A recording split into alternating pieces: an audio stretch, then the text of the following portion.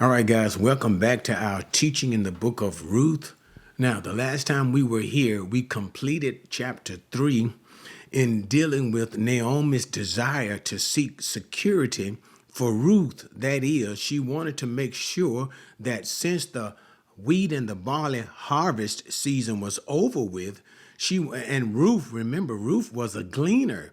So she could go out into the field and gather of those particular crops, and then she will have something for her and Naomi to survive on. But now that the harvest time is over with, Naomi is forward thinking, trying to determine how she could do something that could provide for Ruth. And we saw the selflessness of Naomi. But anyway, so Naomi concocted a plan, a very bold plan, to the which Ruth would try to get Boaz. Actually, it would be Ruth proposing to Boaz, but the whole sense of the matter is that Boaz would take Ruth as his wife. So she told her to go into the time. There was a time when they were threshing out the harvest and wait till after Boaz had finished working and eating and drinking, when he would be relaxed and feeling pretty good, and when he would lay down and when he would lay down and take a rest, to note the place where he laid down and then go and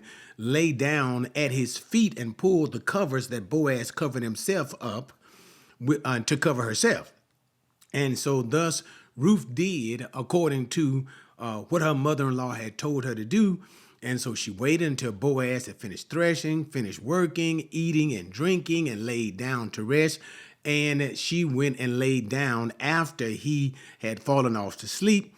She laid down at his feet. Somewhere in the middle of the night, he woke up and found that somebody was at his feet, and he was startled, and he found out it was a woman, and he asked who it was and found out it was Ruth. And so Ruth, in a very humble way, even though it was a very bold move, basically requested for Boaz to perform the function of a kinsman redeemer. That is, you are the closest kinsman to me, and the responsibility, even more so the right, of marrying me, acquiring my assets, that is the assets of my dead husband, the assets of even Naomi. All of this was implicit. You have that right. So therefore, cover me, cover your maid servant. And so thus she requested a very bold move. And Boaz responded in a very gleeful, thoughtful, and gracious manner, being appreciative that Ruth did not go after a younger man, but sought him to fulfill this particular role, to marry her. And thus he gave her confidence to know that he is going to get on top of this as soon as possible. So he told her to remain there for the rest of the night until early morning. And when the early morning came, he gave her additional provisions for her to go back and take to her mother-in-law, saying that he didn't want her to go back to her mother-in-law empty-handed. This was suggesting that Boaz would not only take care of Ruth, but he'll also take care of her mother-in-law. And then he looked at those younger men and told them, let nobody know that Ruth was here, protecting her integrity and reputation. So Ruth went out and went to, but Boaz had to let her know that there was a redeemer, one closer to him, and the right of responsibility of the kinsman redeemer fell on him first, and Boaz had to clear this matter up. But nevertheless, Ruth returned home to her mother-in-law the next morning, and she told her everything that had basically happened. The bottom line, Boaz said yes, that he would marry me, and that there was another. He had to take care of some business because somebody else was closer in line than himself. And so he had to see whether or not he would exercise this particular right. And so Naomi informed her daughter-in-law that it was very successful and she had nothing to worry about, that Boaz would attend to this matter as soon as possible, even that very day. So we now continue in our study in the book of Ruth, chapter 4, final chapter in this particular book, and we are going to try to complete this whole chapter in one video as we continue on in the narrative, as God continues on telling us literally, chronologically, what happened next. And remember, the last time we left off in chapter 3 was it was becoming the next day. And Naomi had already told Ruth, and even Boaz had suggested he would get on top of the thing immediately. But it would be the very next day, even this day, that Boaz will handle the matter concerning the closer kinsman redeemer who had the right to marry Ruth. Boaz needed to find out whether or not he had to locate the guy, find out whether or not he wanted to marry Ruth or not, and then if he did not, then Boaz would take Ruth for his wife. Now, what is going to be interesting as we look at this particular scenario in how that Boaz will wisely deal with this matter. All right, chapter 4. Now Boaz went up to the gate and sat down there. And behold, the close relative of whom Boaz spoke was passing by. So he said, "Turn aside, friend, sit down here." And he turned aside and sat down. He took 10 men of the elders of the city and said, "Sit down here." And they sat down. Then he said to the closest relative, and I'm stopping. So now let's look at what's going on here because it's very important to see what's going on. So now Boaz goes to the gate of the city. Now what's important about the gate of the city, it served, and you'll sometimes see this word, I think it's sa'ar in the Hebrew, but you'll sometimes see this particular word serving as the place for the court. This is where the men of the city would meet to conduct business, to official business, to conduct transactions in the city, and they would have elders of the city. You know, if there would be issues to dispute, this would all take place here. Issues to dispute or whatever the matter may be in an official and a legal way. And this is what we see Boaz doing. He's getting ready to handle this matter in a legal way so that everything will be above board in his marriage to Ruth. And remember the whole point. There is a man who is closer to the relations of Naomi than he is. And so he needs to find out whether or not this man wants to exercise this particular right. So he goes to the gate, and there so happens, again, we cannot see. And remember, go back and check out, if you haven't looked at the videos that I did on the book of Ruth, we've done the complete book. One thing that I stated to you earlier, always the providential hand of God. Now notice how at the gate of the city, this man was also there at the gate of the city at this time, indicating God's providential hand. God is behind the scenes. And this is so true for the whole book of Ruth, the providential hand of God. But I don't want to get into that. That's another separate video, a very deep video. But anyway, so he goes to the gate to conduct business, and he sees this closer relative at the gate. And so he says to him, "Turn aside, friend." Now, let me bring your attention to the word friend. The word, what it says actually in the Hebrew is poloni almoni. I like that too. A certain one. And so they just simply translate it as friend. But in the Hebrew, it really means a certain one. The reason why God employs this particular text is because it's not important what the man's name is. Even though the man is a kinsman redeemer, closer relative than Boaz himself, it's not important. So therefore, God is not trying to insert this man's character into the narrative because of his unimportance. And so he just simply says a certain man, even though he is a close redeemer. And so he says, "Turn aside." In other words, sit here. I have some business that I need to talk to you about. And also he took the 10 men, elders of the city. Remember, we've already talked about the functioning of these elders at the gate of the city in a sense of hearing a particular matter, being witnesses to a particular matter, a legal matter.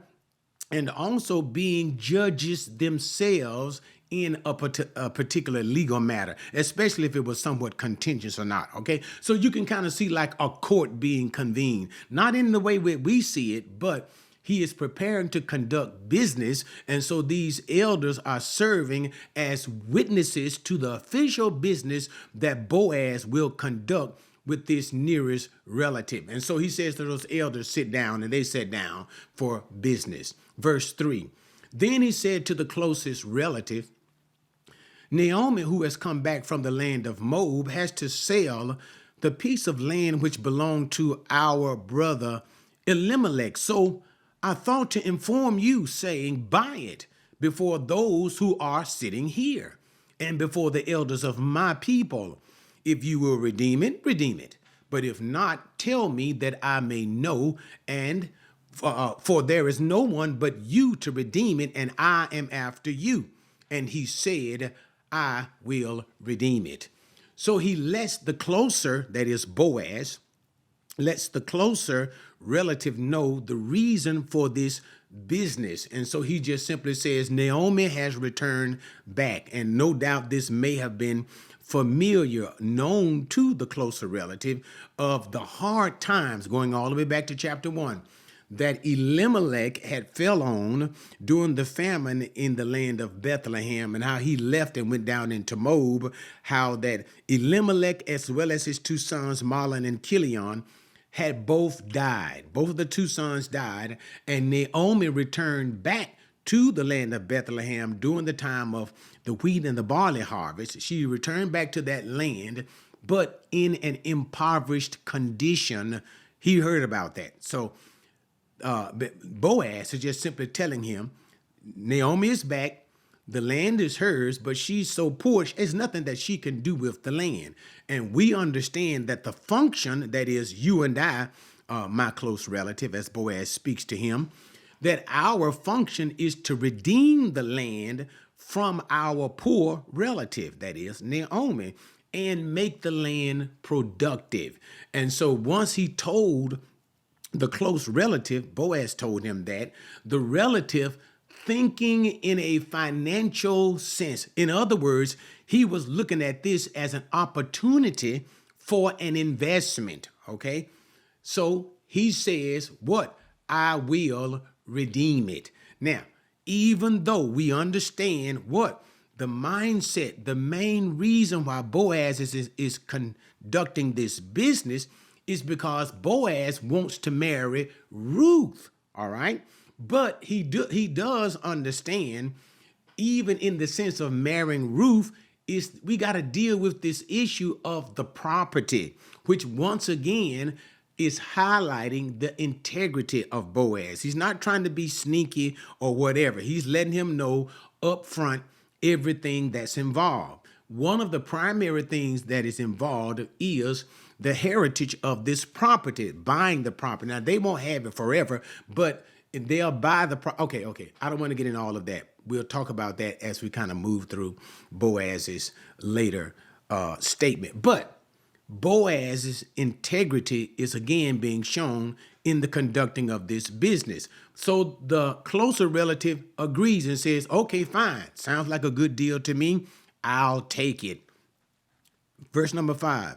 Then Boaz said, now on the day that you buy the field from the hand of Naomi, you must also acquire Ruth the Moabitess, the widow of the deceased, in order to raise up the name of the deceased on his inheritance.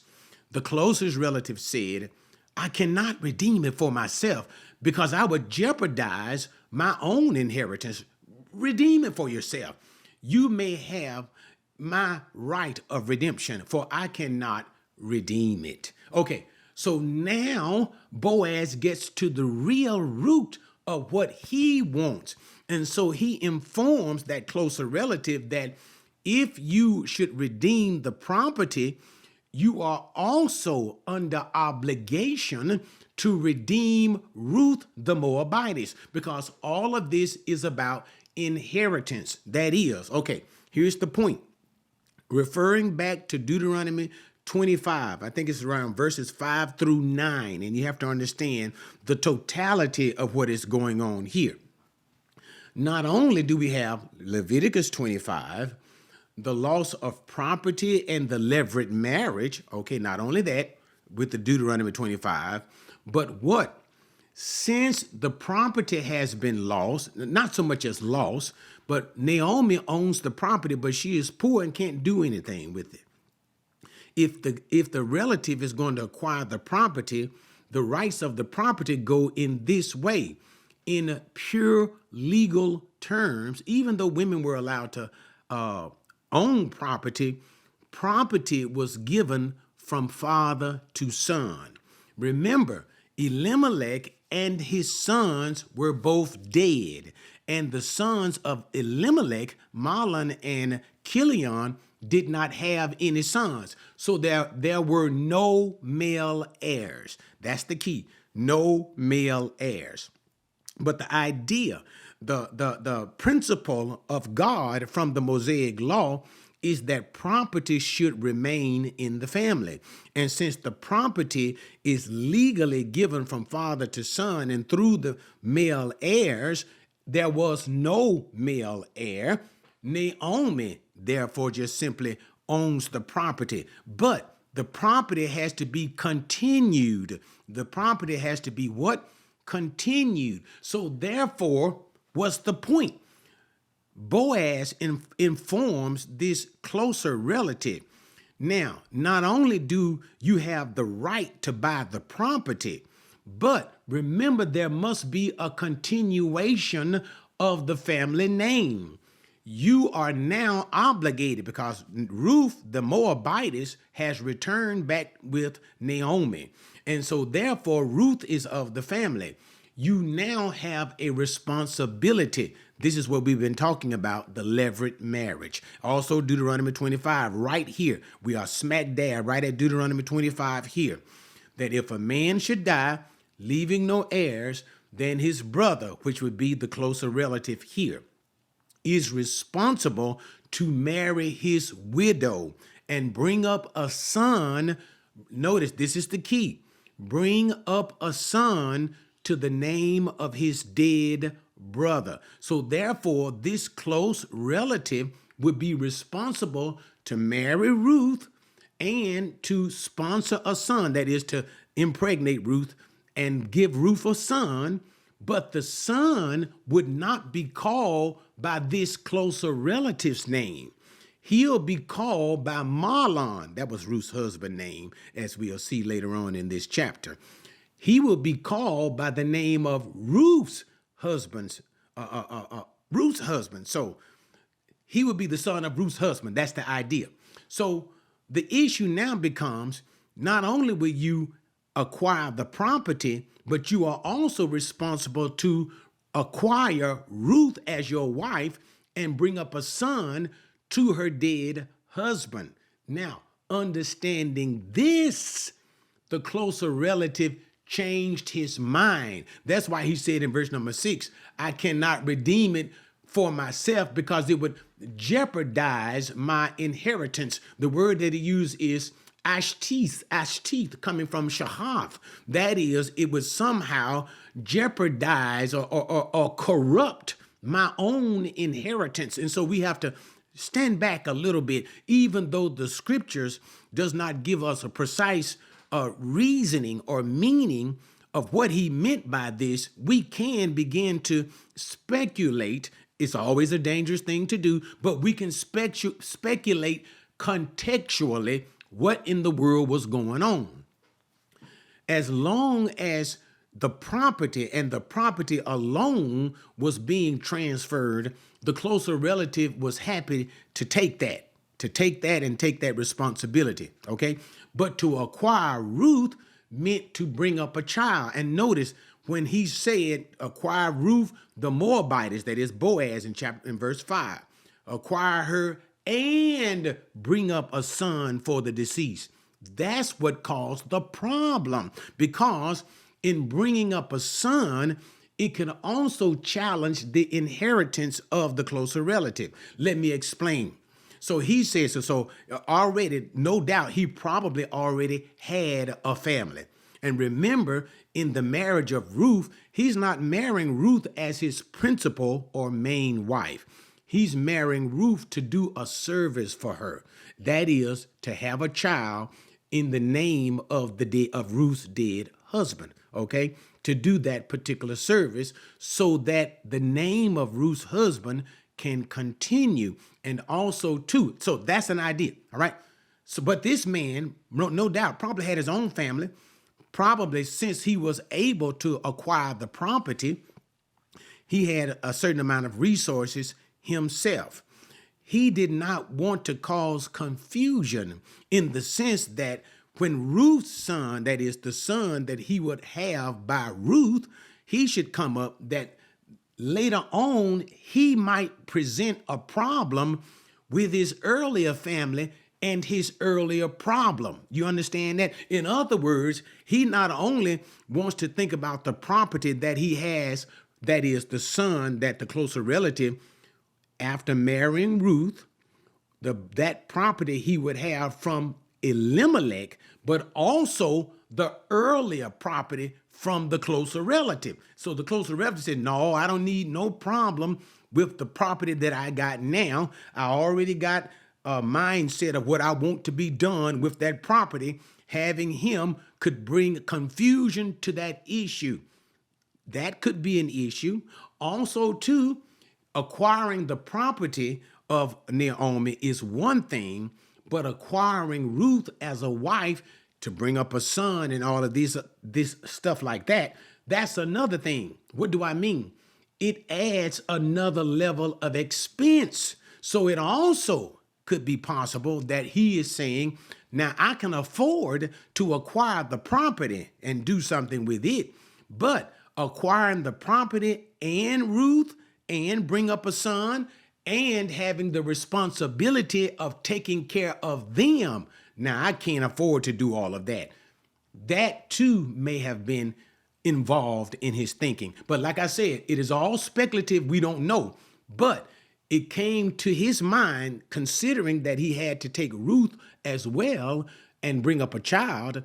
He said, no, I change my mind. Continuing, verse 7. Now, this was the custom in former times in Israel concerning the redemption and the exchange of land. I like that. To confirm any matter, a man removed his sandal and gave it to another, and this was the manner of attestation in Israel. So the closest relative said to Boaz, buy it for yourself, and he removed his sandal. Verse 7. Verse 7 again echoes back again. We really haven't left so much as Deuteronomy 25, acquiring the wife of the dead man and bringing up a seed to that man. And this is what the closer relative objected to and why he said, no, I don't redeem it. I give you this right, Boaz. But anyway, so verse number 7 introduces this idea of what's going on here. That what? If in the sense of being a kinsman redeemer, the closest relative refuses to adopt that role and responsibility, he would remove the sandal from his feet and give it to another. What I like about that is that it says at this time, it was in the former times in Israel concerning this, right? There was a change, because let me say this too, guys, because I really want you guys to see, just to have a good understanding of the text itself and understanding overall how things even changed in that day. Because notice when you read chapter 25 of Deuteronomy, it says that the wife of the man that died was to approach the closest of relative. But here we see Boaz approaching him. But nevertheless, Deuteronomy 25 says the wife is to approach him before the elders of the city in this way that Boaz is approaching him. And then the wife is to say that you need to marry me and raise up a name unto your dead brother's wife. To me, you need to marry me and bring a child to me and acquire all this other stuff that we're talking about. And the man, the closest relative, if the closest relative refuses to do this. That's why you can see the sense of it was his responsibility. It was not just an obligation, but it was a strong sense of responsibility, because it continues on. I think that's in verse number 9 of chapter 25, that if the closest of relative refuses this, then the wife is to remove, the woman, the widow woman, is to remove the sandal from the closest relative's feet and then spit in his face and say, thus it shall be done to the man who will not raise up a seed unto his dead brother. So in other words, when we look at the context of Deuteronomy 25, when the closer relative refuses the wife, the widow, to marry her and perform his duties, that her spitting in his face and removing of the sandal was an act to indicate shame. In other words, it's kind of like to say, shame on you. This is a deplorable act that you have done. And thus, by you doing this deplorable act, by not taking me as your wife and raising a seed up to your dead brother, this deplorable act in return deserves a deplorable act. And spit in his face. And so one deplorable act deserves another. However, by the time that we are here in the book of Judges, no longer do we see what? The woman doing this. Because clearly Boaz is doing this. He is speaking to the closer relative, and he is asking him whether or not he will exercise. And notice, it's not exercising in the same sense of responsibility. No, here is exercising and not even obligation, but an option, exercising the option if he wants to. So that sense of responsibility and obligation is not so much as present, but here we basically see a legal transaction. Notice what I said. Boaz bringing them to the gate with the elders, and the whole scene that you're looking at is the conducting of a legal transaction. And this is what Boaz is performing, and thus the removal of the sandal from the feet is an indication of that transaction. So it is an indication, again, that the closer relative is refusing, or he is saying, I'm unwilling to exercise this option of acquiring the land and Ruth the Moabitess. And thus, as before all of the elders, I take off my shoe, let it be witnessed that I am transferring this right to you, Boaz. So therefore, the removal of a sandal began to represent later on in Israel's history as transference of a legal right or option. All right, continuing. 9. Then Boaz said to the elders and all the people, you are witnesses today that I have bought from the hand of Naomi all that belonged to, notice, all that belonged to Elimelech. Who did the land belong to? Elimelech. But why? But there were no sons. Elimelech was dead, sons were dead, so it just went into Naomi. But once it starts going into the right chain, it falls back from son to son to son. But anyway, going down, let's keep reading. I bought back all that belonged to Elimelech and all that belonged to Chilion and Mahlon, the two sons. Moreover, I have acquired Ruth the Moabitess, the widow of Mahlon, to be my wife, in order to raise up the name of the deceased on his inheritance, so that the name of the deceased will not be cut off from his brothers or from the court of his birthplace. You are witnesses today. Might as well. Let's read the rest. I tell you what, stop. We won't do it. So thus, having received the sandal in the eyes of these witnesses, Boaz, he now declares, you have witnessed this transference of the rights. And he just simply spells out, and this is kind of like a legal way, verbally, of spelling out this agreement. The agreement is what? I have bought the land from the hand of Naomi, the land that belonged to Elimelech and that belonged to Chilion and Mahlon. That's what I was talking about. The land, women could own property, but usually the property went from father to son, and it was transferred in that way. And that's why he said that belonged to Elimelech, and because what? The land after Elimelech had died would go to his two sons, Chilion and Mahlon.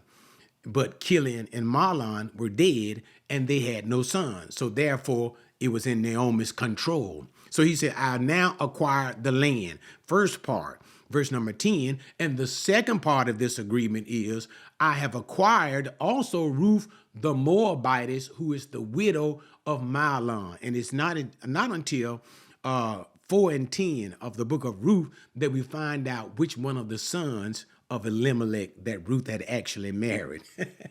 It waited really late in the book. She was married to Mahlon. But anyway, so he just simply says, and at dealing with that issue of levirate marriage, that is the brother who marries the widow's wife to raise up a name to the deceased brother. And that responsibility, Boaz said, is now mine. I've acquired that, and I'm now taking on that responsibility. And so, and then, so that's done. So that's the agreement. I got the land and I also got the widow. But remember, the whole key to the thing is what? The point of it all, the land was not important to Boaz. What was important to Boaz was marrying Ruth from chapter 3. Ruth saying to Boaz, marry me. Boaz saying, yes, I will marry you, and I'm going to see about this thing as soon as possible. So the whole issue really is about the marriage of Ruth. But here, clearly, Boaz just got another, should I say, advantage in the marrying of Ruth through the acquiring of the land. And he could do so because he was able. Now, let me pause before I continue on into verse number 11 and the remainder of the chapter. Because here, as we've been seeing a lot of times, Gaal, which means redeemer, and we've been translating that kinsman redeemer.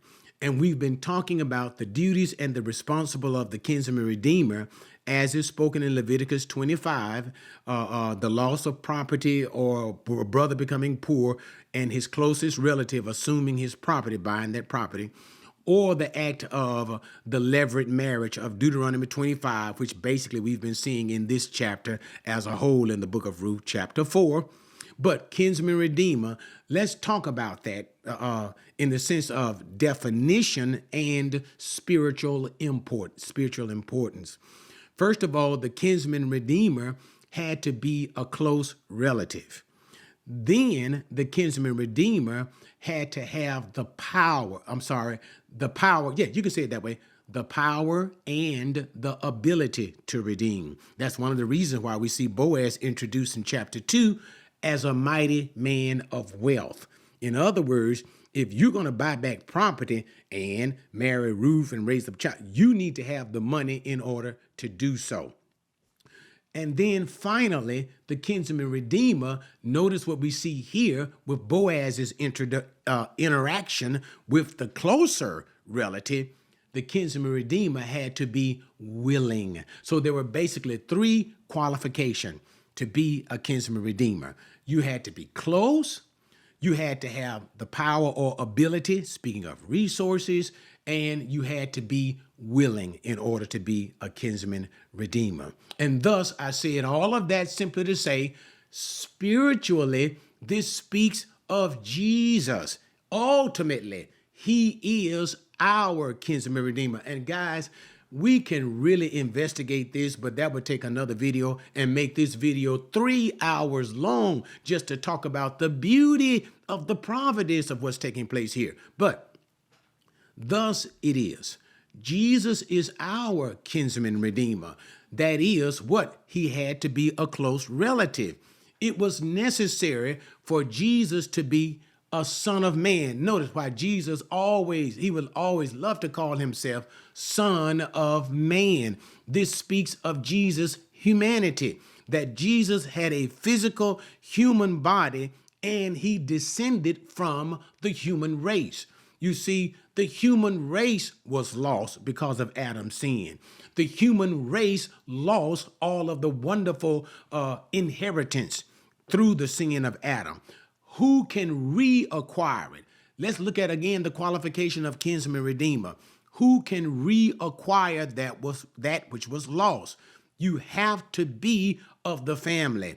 And thus Jesus was made flesh. One of the reasons Jesus was made flesh was so that he might reacquire the inheritance which was lost. Number two, you needed to have the power or the ability to reacquire the inheritance. Speaking here physically of the resources, as we see outlined in the book of Ruth, but speaking spiritually of Jesus, indeed, do I even need to discuss whether or not Jesus had the power to redeem, whether or not Jesus had the resources to redeem. He is God Almighty. What does God not have? All things belong to him. The earth is mine and the fullness thereof. He got the resources. What about the power to redeem? All power is given unto me, says the Lord Jesus. He got the power to redeem. And now our third and final characteristic, willingness to redeem. Willingness to redeem. We see that Boaz was willing to redeem Naomi's property and Ruth. In the same way, we see Jesus is willing to redeem us. For no greater love has a man than this, that a man should lay down his life for his friend. No one takes my life from me, says the Lord Jesus. I lay it down of my own self. I have power. I have the authority. I have the right to lay it down. I have the right to take it up again. This commandment I received of my Father. Jesus voluntarily laid down his life to redeem his people. So Jesus is the ultimate picture of the Redeemer. All right. Now, let's continue. Verse 11.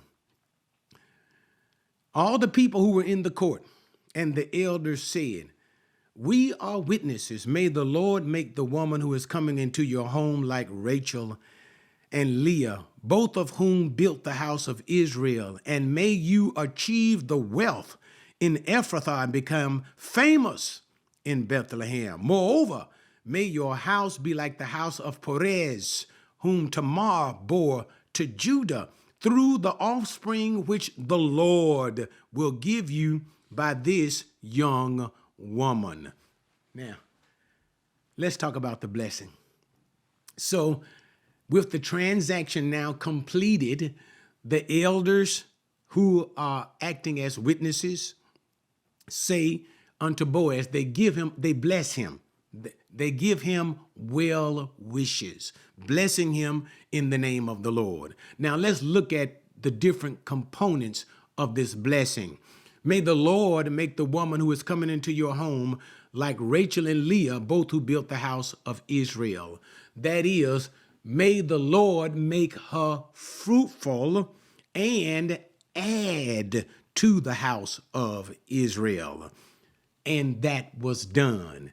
Boaz would have a child by Ruth, who will be named, later on we'll see it in the context, we'll discuss it, Obed. So this part of the blessing was fulfilled. Let's continue. May you achieve wealth in Ephrathah and become famous in Bethlehem. Yes, he was already a wealthy man. Acquiring the land of Naomi of Elimelech, he became even wealthier. And what about the name of fame? Yeah, his name became famous. Why? It's in the Bible itself. Boaz indeed was both famous and wealthy. His name and the things that he's done is forever enshrined in the scripture. Verse number 12, let's look at the third one. And may your house, and this is the one I enjoy, be like the house of Perez. Now, why did they say that? Whom Tamar bore to Judah. Oh, this is the big time setup. Notice Perez.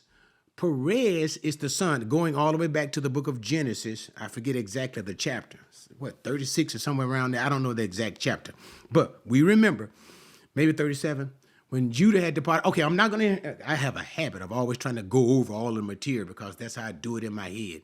When Judah left his brothers, he departed from, let me say it this way, his Jewish brothers, and he went amongst the Canaanites. Bad thing, bad thing. Go back and check out the video that I did on that in the book of Genesis. I did a whole video study of the book of Genesis. But anyway, he married the Canaanite woman. He had 3 sons by the Canaanite woman. 2 of his sons from the Canaanite woman were wicked and whatever and actually died. But one of the sons had married a woman by the name of Tamar. Let's try to make this long story short. And thus, one of the sons was supposed to do the levirate marriage custom with Tamar, one of Judah's sons. But instead of simply fulfilling the role and bringing up a son for his brother who had died, who was put to death by God, he basically just simply wanted to have sex with Tamar, and thus God put him to death too. So then we got 2 sons of Judah. The 3rd son was too young to marry. And so Judah instructed his daughter-in-law Tamar to wait until the 3rd son was old enough for her to marry. And now Tamar, what's also interesting too, remember, Tamar is a Gentile. But let's continue. Judah is Jewish. Remember that too now. And so what happens? The boy got of age, but Tamar saw that Judah did not give her to him. Judah was no doubt afraid that he's like, something is going on here. Every time I give one of my sons to Tamar, he ends up dead. And so Judah didn't give him to Tamar. So Tamar concocted a plan that if Judah won't give me her son to marry me and bring up a child, then I will get one by Judah himself. So she put on garments, making herself look like a harlot, a prostitute. And she found Judah. It was some type of sheep shearing festival, I think, that Judah was going to. And he was seeing him by the side of the road. And so she enticed Judah. And Judah was like, okay, fine. And he's thinking he's going to sleep with a harlot, not realizing that was his daughter-in-law. He ended up overall sleeping with Tamar. He slept with Tamar. She got pregnant with twins. One of the names of the sons, one of the twin sons that Tamar bore to Judah is Pharez, or Perez as we see it here. And so thus we see what? All of this is being tied to the lineage of Judah. And thus we see here also too the formation and at the end of the chapter how that Boaz himself is the son of Perez, son of Judah. Okay, that is in the lineage. All right. And so from Perez, we see, and I'm not going to get into all of that because it'll get too long, in 1 Chronicles chapter 2. And this is basically dealing with the lineage of David. But David descends from Perez, and we'll see that as later on in this chapter of Ruth as well. But Perez had a very bountiful family. In other words, God truly blessed his line with seed. And so this is what the elders are saying here in verse number 12, when they say, may your house be like the house of Perez, who Tamar bore to Judah. So they're saying, may you be blessed and your lineage and line be full of sons, right? But also what is spiritually involved is how they brought in Tamar. And this is the recognition that I want you guys to see. I might as well say it. Tamar herself was a Gentile. Judah is a Jew. Tamar was a Gentile. And notice what we again see here. We're going to talk about this here. Remember, as we move through this lineage, we're going to get to King David. But ultimately, we understand Jesus is the son of David. He is the ultimate David. And Jesus is a physical, genetic descendant of David, which means these people that we are discussing are the parents, great-great-grandparents of Jesus. So one of the things that we see as in the lineage of the great parents of Jesus, remember, Jesus comes from Judah, right? Jesus, son of Judah. We're going to talk about that at the end. And also, Jesus descends from Tamar, who is a Gentile. The bottom line, what I'm trying to get you guys to see, is Jesus even in his own genetic makeup, he is Jewish, that his father, all of the fathers of Jesus is Jewish, but also there are Gentiles. Jesus descends, there is a sense of from all, whether Jew or Gentile, he becomes a redeemer for all, because even within Jesus are Gentiles. But even let us go right here in the book of Ruth. Ruth the Moabitess, a whole book about a Gentile woman. This woman ain't no Jew, but clearly she is the mother, great grandmother of King David. David, who becomes one from which Jesus comes from. So again, Gentile involvement in the hereditary line of Jesus. You can even see when Jesus would tell the Jews, they don't understand it. You are not my only fold. Other sheep I have that are not of the Jewish fold. And them too I must bring, and we will be one. I'm going to unite them together in me. They will be united, both Jew and Gentile. And notice how we see in the lineage of Jesus what is united, both Jew and Gentile. Absolutely remarkable. Again, providence. This is not mistake. God is doing all of this on purpose, using Jew and Gentile blood in the lineage of Jesus himself. This is remarkable in the planning. It shows the power of the predetermined will of God to accomplish all things in a way that goes beyond comprehension. Okay, I'm gonna leave that alone. Like I said, that's another video, but man, that just messes me up. None of this is happening by mistake. God is the architecture causing all of these things. Does he have power? Can he do it? Can he handle it? And I asked you a question. If he can do tell me what is it he can't handle. Tell me what is it he can't fix. Nothing. Okay, sorry, back to the text. I like that. So they blessed him, seeking a blessing from Boaz's own family line.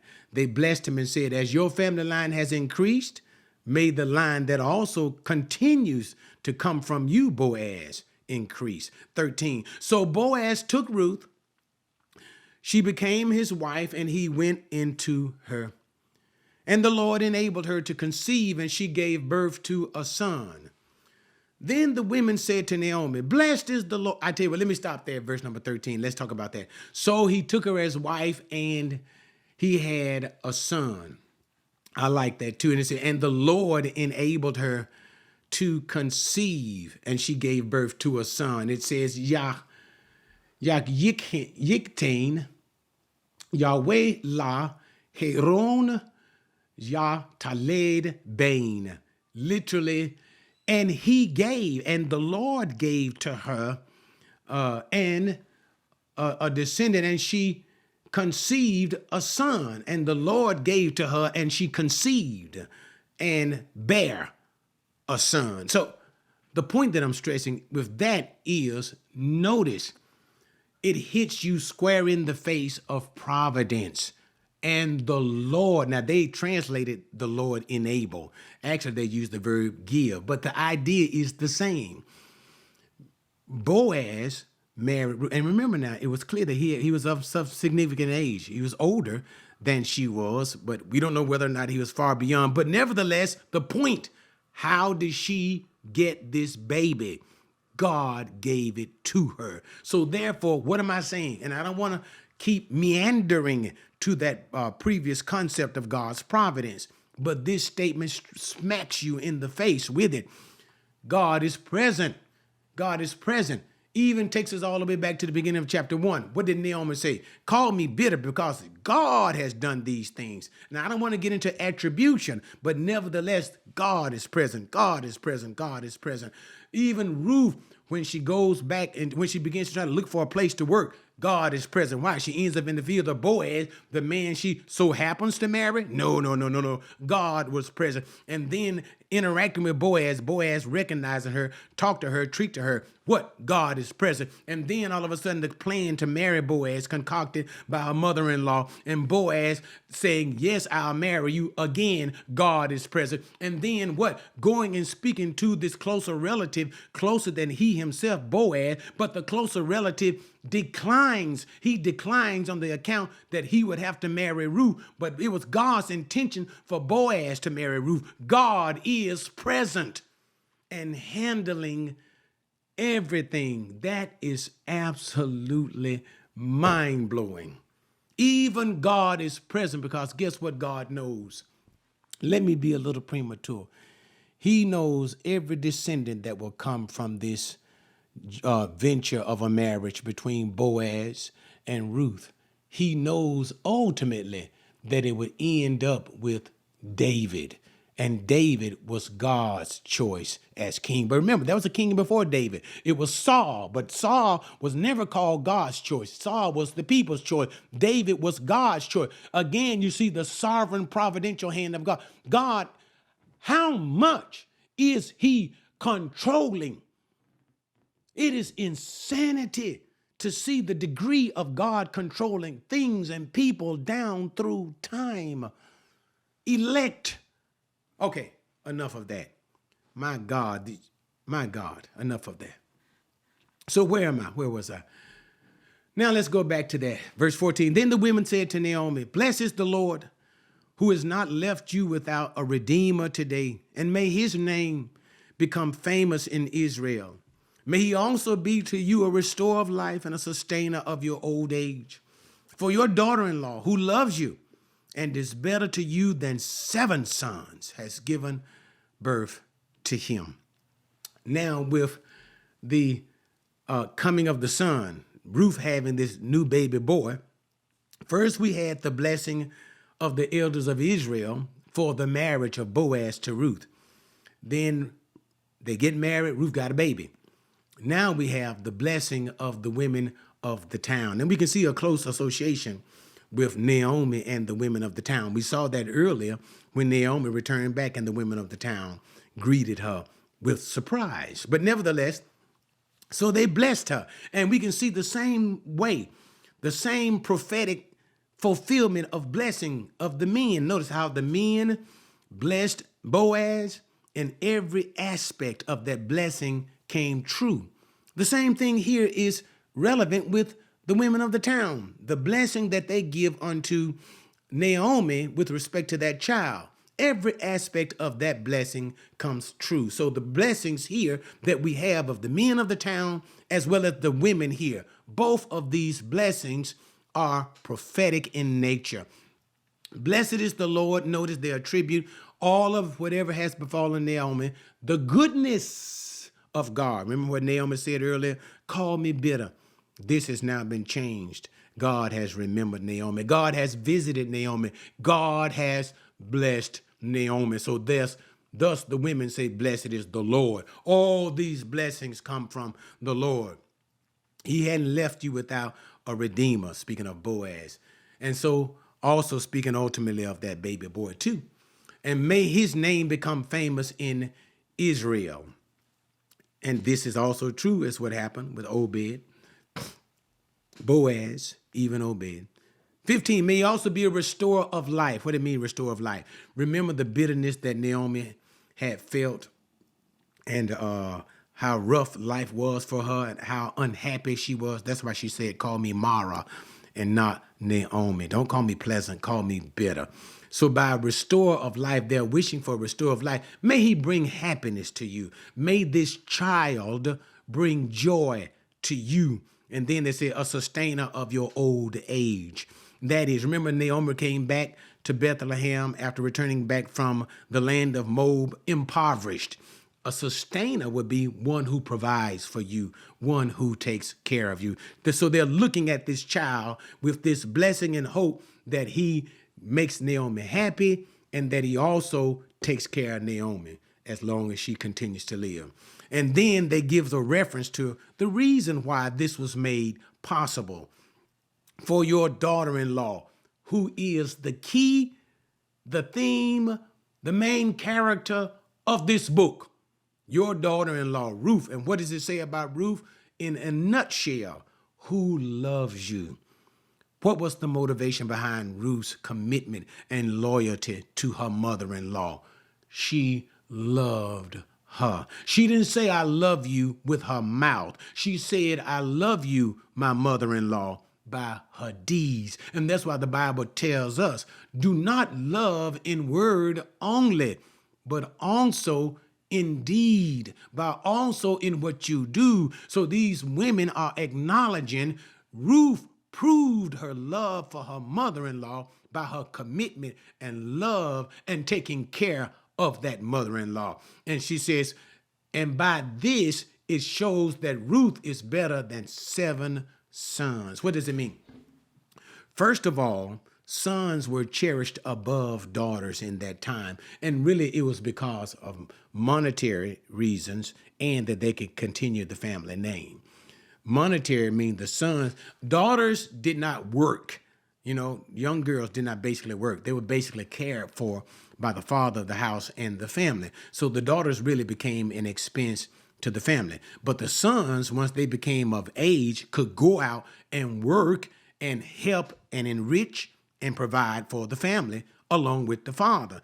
And so thus it was, the sons were more desirable. And also sons would perpetuate, carry on the family name.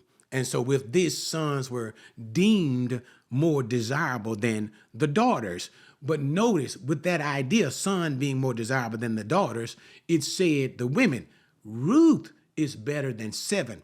7 is the number of completion. 7 is the number of perfection. So they're saying she is better than even if you had 7 sons. If Ruth should have 7 sons, she would sit back to say to herself, I am blessed indeed.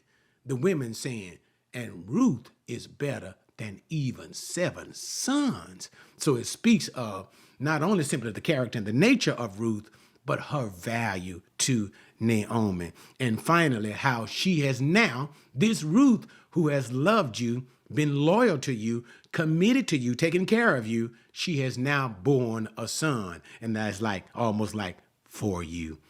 All right, let's bring it to a close dealing with the lineage. 16, then Naomi took the child and laid him in her lap and became his nurse. The neighbor women gave him a name, saying, a son has been born to Naomi. So they named him Obed. He is the father of Jesse, the father of David. Okay, so what do we see?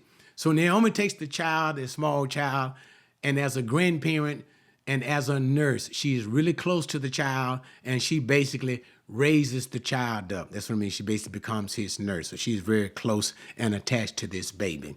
And so the women, verse number 17, notice again, ladies, how that women are a central focus in the book of Ruth. And for the most part, the focus is a positive one, okay? And also, too, we're going to see something else, too, that is highly unusual. So the neighbor women, they're once involved, seeing their close relationship again, even with Naomi, saying, what? A son has been born to Naomi. I thought that was Ruth's son. It is. It is Ruth's son, of course. But what they mean is Naomi's grandson, and they're acknowledging the closeness that Naomi has with this little baby boy. So you can see the happiness and joy and the closeness of the people with Naomi, Naomi with the child. Here, latter part of the verse, highly unusual. So they named him Obed. They named him Obed. That is, the women of the town. This is highly unusual. First of all, it was traditionally and customary for the father to name his son. In peradventure, something was unusual went awry, then the mother would name the child. Or really, it would be like the father would name the child. If the father didn't name the child, some of the male relatives would name the child. Okay, and peradventure something else kind of went wrong or whatever, then the mother would possibly name the child. We see that in the New Testament with the mother of John, Zechariah, and Elizabeth. Remember, Elizabeth said his name would be John, but the name we know came from the angel, which the name was told to Elizabeth from Zechariah. But the men of the town, the men who were to give this name to John, thought it was out of place for her to do it, and even for her to give John a name that no men in the family had. And so they looked to Zechariah because they understood that this right and responsibility ultimately is here. And he wrote on the tablet because, remember, the angel had struck him at that time because of his unbelief. He couldn't speak, so he had to write on the tablet. His name would be called John. But anyway, all I'm trying to get you to see, it is highly unusual for father didn't name the child, then the mother didn't name the child, but the women of the city named the child. So it's a sense of really closeness to it and a sense of festive joy that's involved, but nevertheless, highly unusual. And it also indicates what?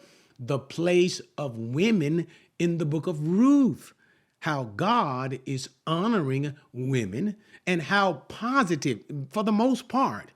It shows challenges. We see that with Naomi. But nevertheless, he speaks positive, encouraging women to faith and obedience. But anyway, so they named him Obed. And Obed simply is basically, if you actually saw that grammatically in Hebrew, it appears as a participial form of avad. But I ain't going to take y'all in the Hebrew grammar. The name means servant. So it's in a sense that as Ruth, notice Ruth herself, a loyal and faithful, even servant to Naomi, taking care of Naomi. And even in a sense, implied a servant of God in doing these things, because that speaks well of an individual. May also your grandson be a servant to you, a servant to your family, a servant to God.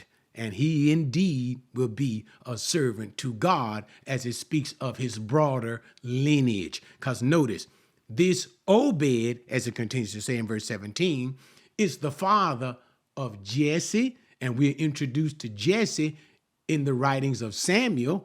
Jesse, the father of David. And so thus we see, number one, it is very possible if these verses here are not additions to the book of Ruth, if these verses are not an addition to the book of Ruth, then Ruth, the book of Ruth, was written after the birth of David. So it may have been carried on, vocally carried on, a tradition passed on, a spoken tradition. But I'm not going to get into all of that. But back to the text.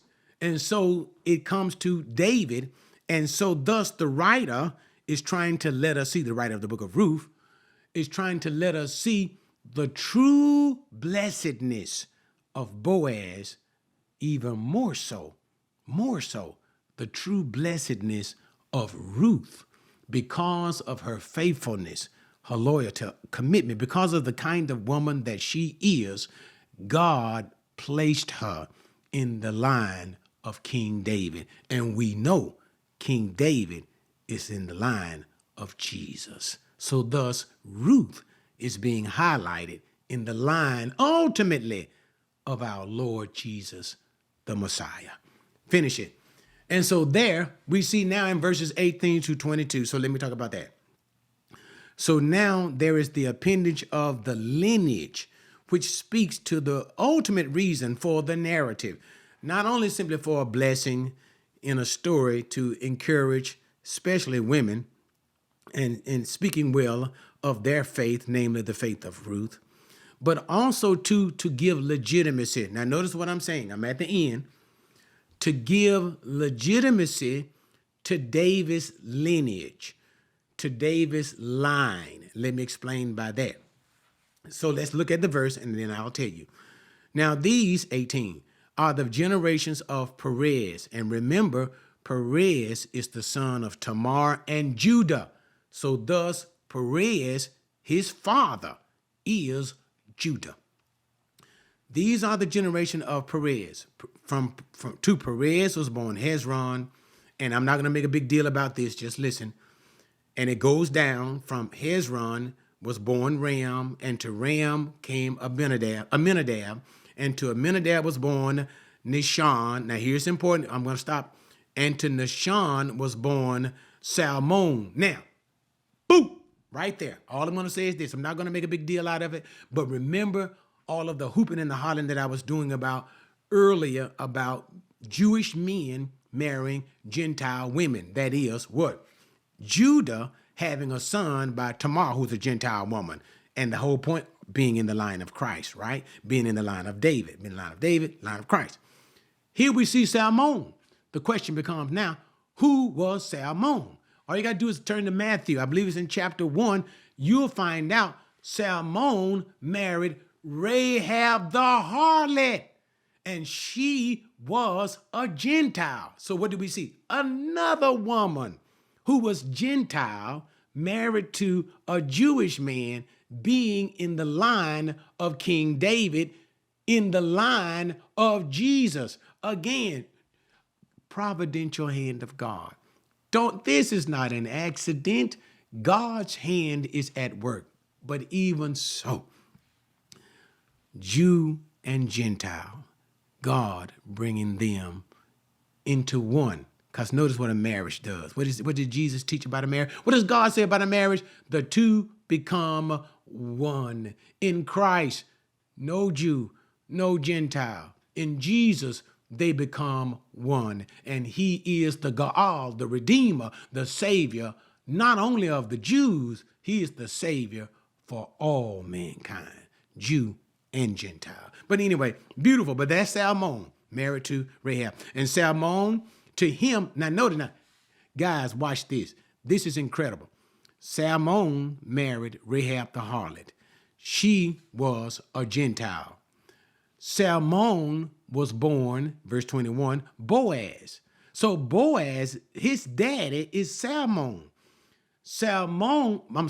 Boaz's mother was a Gentile. Isn't that incredible? The mother of Boaz was a Gentile. And thus you can see the easiness, or how it's not an issue with Boaz to marry what? A Gentile. Boaz did the same thing that his daddy did. He married a Gentile, for Ruth herself was a Gentile woman. But continuing on, and to Boaz came Obed. That's the son of Boaz and Ruth. To Obed was born Jesse. Everybody knows Jesse. He is the father of David, and Jesse, David. So the final part, basically what it does is, in giving us the lineage, it lays down the lineage of David, how that David comes from Perez. David descends from Judah. Now, finally, what does all of this mean? You have to go back to the prophetic words of Jacob on his deathbed concerning his sons. Remember, when he came to Judah, he said to Judah, the scepter belongs to you. A scepter is an indication of kingship. Notice we're talking about whom? Even here, King David. Even ultimately, Jesus, the king. But back to the prophetic statement, Genesis 49, of Jacob to Judah. And Shiloh shall be unto him, that is, to he to whom it belongs. It will not depart until Shiloh comes. That is, he was ultimately looking at the time when a king would come from Judah, and this king will be an ultimate king. This is also the expression of God's promise to David in 2 Samuel chapter 7. You want to build me a house, David? I am going to build you a sure house. A king will come forth from you. So the point of all of what I'm trying to say, so it gives David legitimacy to the throne of power that was promised to Judah. So you see what I'm trying to say? So what it does, verses 18 to 23, in giving that lineage, what it does is it shows that David is a legitimate heir of the prophetic promise of God to Judah. That prophetic promise that God made through Jacob when he was getting ready to die to Judah, how that the king would come from Judah. And thus we see David, who actually becomes king, is a fulfillment of that prophetic promise. All right. What a time, what a time, what a time. Thank you guys so much for joining me in the study of the book of Ruth. I truly hope that you enjoyed that study as much as I have. Understanding the ultimate idea, theme of the book of Ruth, kinsman redeemer, and how that kinsman redeemer in all of that language of genealogy speaks to King David, speaks to Jesus, the great redeemer. So let us just do, and I'm going to make it short because this teaching was so short, final review of the book of Ruth, and let's try to put it all together. So we start opening up the chapter. It was a time of the judges, when the judges ruled, a time when a particular man by the name of Elimelech, who was in the land of Bethlehem. Bethlehem was in famine at that particular time. And so Elimelech wanted to provide for his family. So he wanted to escape the famine and go down into the land of Moab, which was really unwise to do. But nevertheless, the hand of God is still there. But he left the land of Bethlehem, the house of bread, and went down into the land of Moab with his wife, Naomi, and his two sons, Chilion and Mahlon.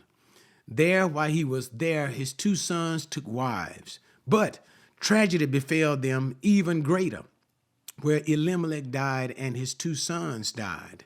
And when his two sons died, they didn't even have sons themselves. They had no heirs at all. And thus the state of Naomi, the wife of Elimelech, was in a very poor condition. But all of a sudden she heard a message that there was food back in the land of her fathers, back in Bethlehem. And so she determined to go back to Bethlehem, and she told her two Moabite Gentile daughter-in-laws, thank you for all you've done for me, sticking by me, but go on back to the land of your fathers. I'm going to go back home to the land of my people, but you go back to the land and to the gods of your father. One of the daughter-in-laws by the name of Orpah returned back home to her people, but Ruth clinged to her mother-in-law, and she swore an affiliation with the people of Naomi, with Naomi herself. I'll be with you. Where you go, I'll go. Where you die, I'll die. Where you lodge, I lodge. And I'm going to be buried in the same place you buried. It was an oath of beauty, of absolute loyalty. So Naomi, seeing that she couldn't persuade Ruth, that young girl, remember, Ruth was young. She couldn't persuade her, so they went back to the land of Bethlehem. And so now they finally go back and they meet the women of the city. The women of the city are shocked when they see Naomi and say, woo-wee, you look very different. Naomi says, don't call me Naomi pleasant, but call me bitter, because I've been going through some really hard times at the hand of the Lord. And so they entered back into the land. But it was during the time of the barley harvest. Chapter 2. So it was that time of the barley harvest, and Ruth said, well, let me go out. I need to make a living for both of us. I need to provide for us. And so she said, let me go out and glean. And so Ruth went out to find work and glean in the field of whatever person would accept her. And perchance, again, the providence of God is not perchance, but perchance she comes upon a field that was owned by Boaz, one of the relatives of Naomi. But Ruth had no idea that it was this Boaz and all of that. She didn't know.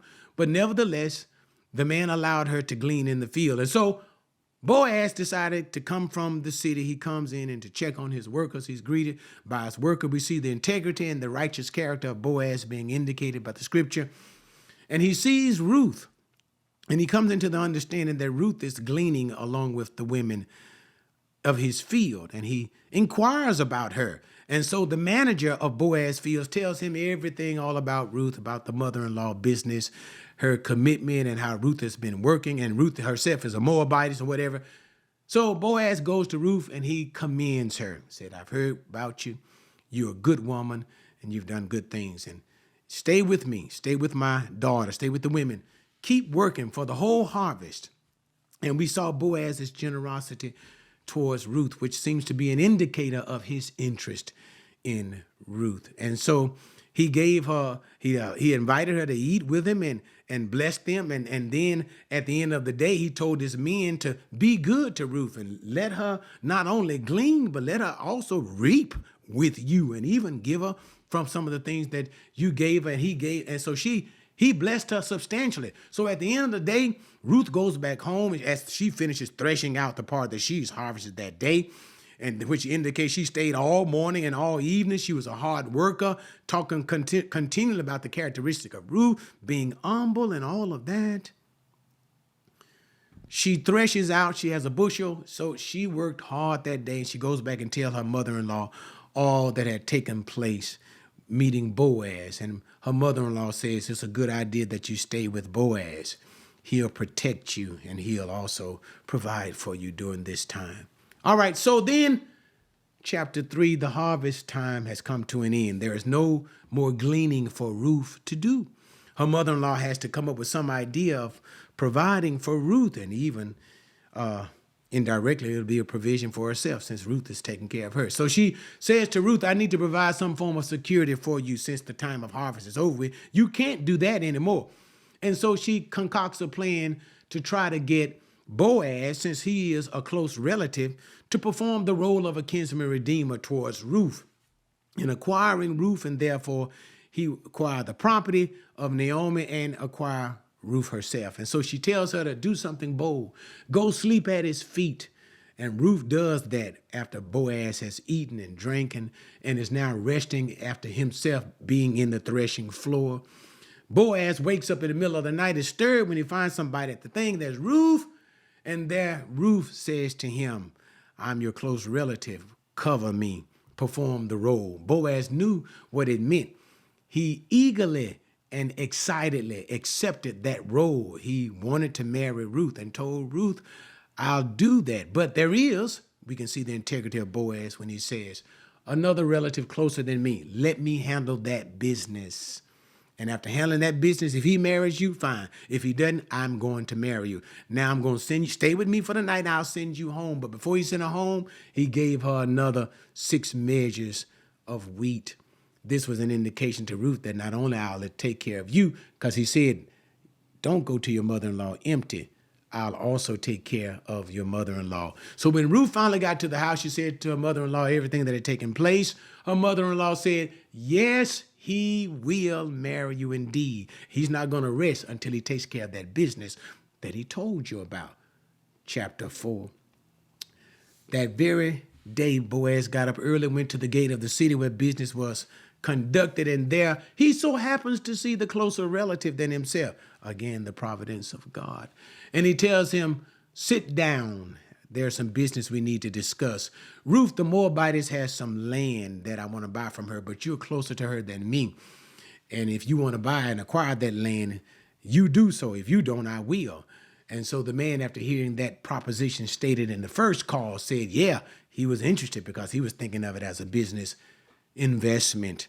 Then Boaz continued to tell him, but you got to also acquire Ruth the Moabitess, the wife of Mahlon, the widow of the dead, and raise seed up to her. But when the closer relative heard that, he said, no, I can't do that. It's going to mess up my own plans. You take her to be wife. So he rejected being the redeemer for Naomi and Ruth, and he gave that right to Boaz. And Boaz declared before the men of the city to the which he was in front of, you are witnesses today. I've acquired the land and Ruth, the widow, to become my wife. Boaz later marries Ruth, and they have a son. That son is Obed. So we see there was a blessing given from the elders of the city, a blessing of prosperity and increase. And then with the birth of the child, there was a blessing from the women, because the women played a key role in the book of Ruth. A blessing for Naomi, a blessing of prosperity, happiness, and security. And thus we see that this child that came from the union of Boaz was indeed a special child, for Obed became the father of Jesse, who was the father of King David. And at the end of the chapter, we have the genealogy of King David to put him in line with the prophetic blessing of Jacob to Judah, and how that the scepter, the kingship, would actually come from Judah's line, which now is King David. And thus we see Jesus, son of David, being the true king. All right. Thank you guys so much for joining me. If the lesson has been a blessing to you, always do the YouTube thing, hit the like button if you haven't subscribed. Subscribe to the channel. If God has truly blessed your heart in these teachings and you want to support the ministry, hit that thank button in the YouTube. And also there are links in the description that you can use to support the ministry. As the word of God has been a blessing to you, be a blessing to the word of God. All right. Thank you so much, guys, for joining me. See you next time in whatever wonderful book we may choose to go into by the providence of God, whatever wonderful book we study. See you next time.